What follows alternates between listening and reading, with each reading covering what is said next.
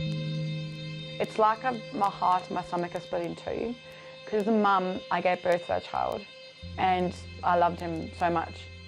It's been a month since Leanne Elms's 15-year-old son Joshua was killed. Sitting in his old room is a painful reminder that he's never coming back. Do you sit next to Mummy or me? The Elms family is slowly coming to terms with the fact their lives will never be normal again after Joshua was killed in a car crash along with 3 others. 1 teen survived. What was Joshua like? Funny. The good parts of him, he was funny. He was a good friend. He had a lot of energy. You know, just a lovely kid, like a beautiful smile, just loved life. What is it like losing a son? There's no words for it sometimes. It's just an indescribable kind of pain I'm going to be experiencing for the rest of my life type of thing. The car crash was a result of a Friday night joyride gone horribly wrong. And, as Joshua's mum says, of a country town where teenagers have run out of things to do. So they can do anything, you know. You've got a bit of alcohol in you, or you've got something fun you want to do, down the road you go, and so it is, you know. It's like happen to anyone, and I don't want that. I don't want that for my only son I've got left. I don't want it for my daughter. You know, I don't want it for my grandkids one day. It smells nice, doesn't it? I don't really do much on a Friday unless I have friends over for the weekend. I was at school today. Hit my head with one of my other friends by accident. Remember that time we hit each other's head together? Plonk on the couch. That was pretty good. Love that. The teenagers in the town are still coming to terms with the crash. 14-year-old Zach and Paige were friends with the 4 teenagers who were in the car that night. We wouldn't hang out with all of them at once. We'd hang out with them separately. But Josh was the I'm gonna hang out with you type of guy. Like, I'm gonna hang out with you and we'll do just stupid stuff and just just annoy people.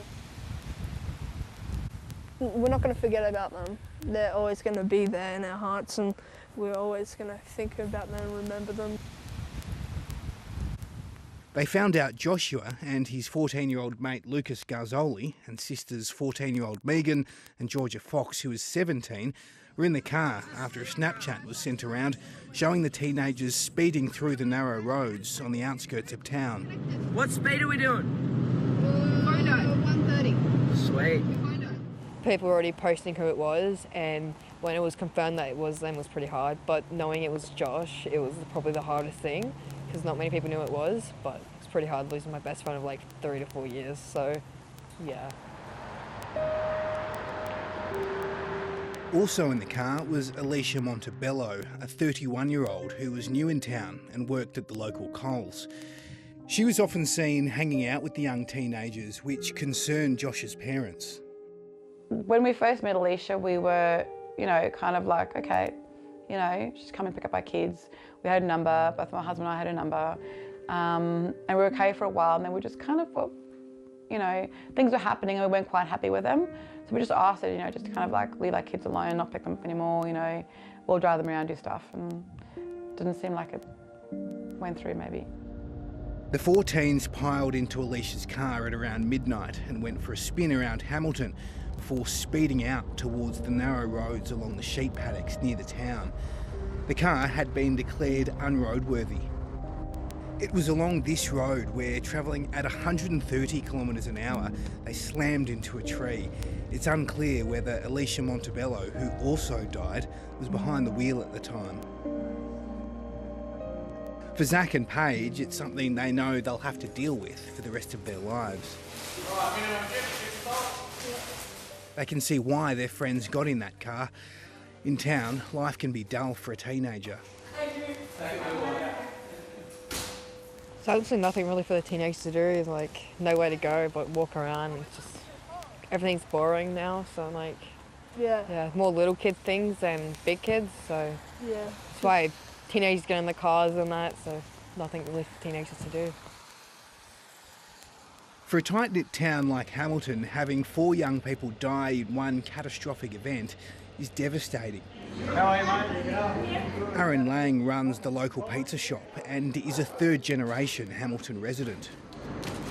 See the same faces over and over, and in Hamilton it's a great community, close-knit, everyone's happy to have a chat. He knew everyone in the car on that night.